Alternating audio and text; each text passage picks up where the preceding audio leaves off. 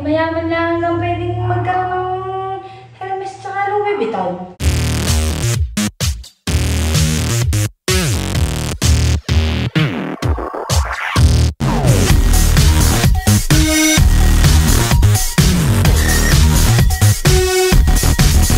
Hindi lang mayaman ang pwedeng bumili ng mga luxury brand tulad na itong mga nasa likuran ko, no?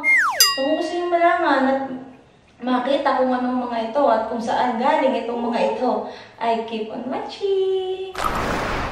So ito nga, excited ako ipakita sa inyo itong Louis Vuitton at saka Hermes. Uunahan ko na kayo guys ha. Ito hindi ko pinagyayabang. Gusto ko lang i-share sa inyo ang experience ko na magkaroon nitong product na ganito. So, at sasabihin ko din sa inyo kung paano ako nagkaroon nito. So, bago yun, papakita ko muna sa inyo kung ano itong mga Hermes at Louis Vuitton na nasa likuran ko.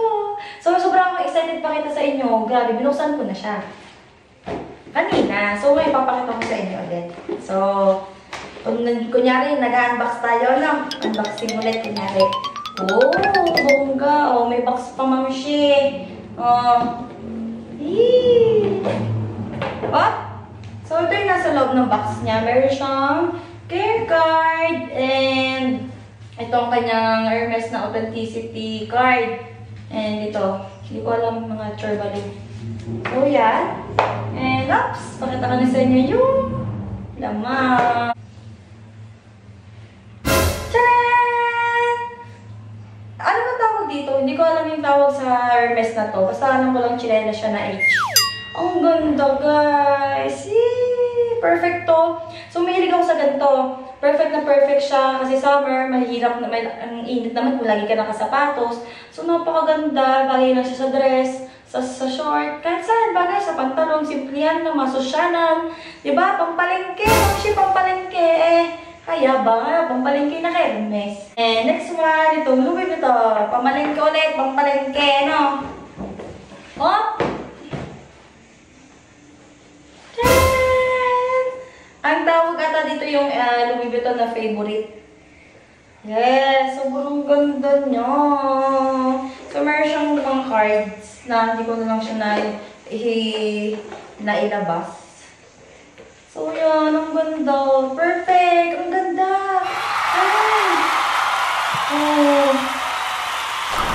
So, sasabihin ko na sa inyo kung paano ako nagkaroon ng mga ito. So, dahil sa pag-YouTube ko, mayroong nakapanood sa akin na sobrang natuwa sa mga vlogs ko. Sobrang natuwa sa punto ko. Pasensya na kayo, napakalalim ng punto ko. Ayun na, nag-email na sa akin si Ma'am Shi. Gusto daw niya akong bigyan ng products niyang binibenta. So, ito na ngayon. Meron siyang online business.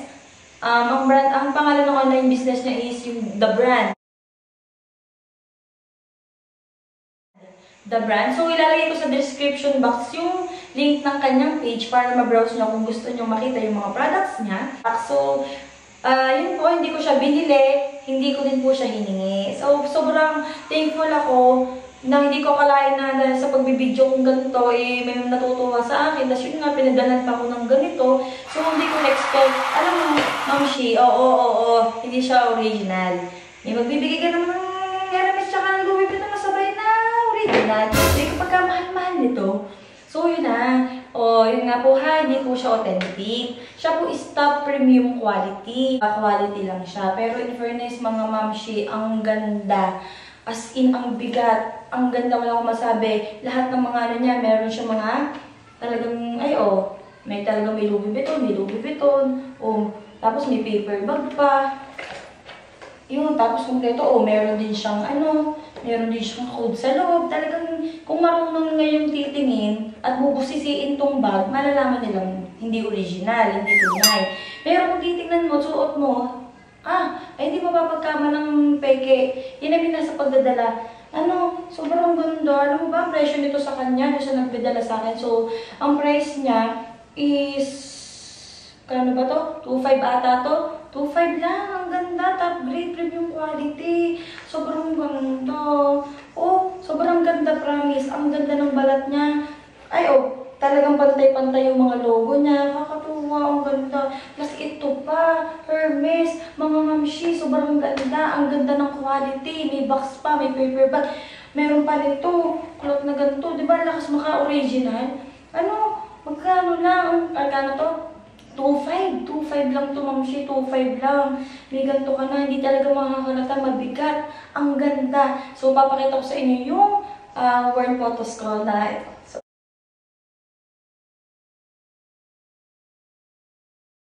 Itong Hermes na to. Sobrang ganda. Hindi mo akalain talagang peke. As in, ang ganda.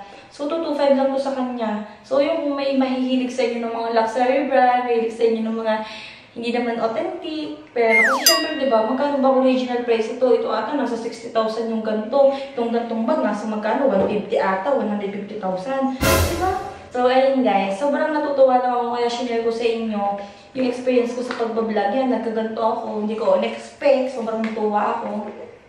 And, ayun, sana na-enjoy nyo yung video na to and click subscribe kung hindi ka pa nakasubscribe sa channel ko and see you for the next vlog!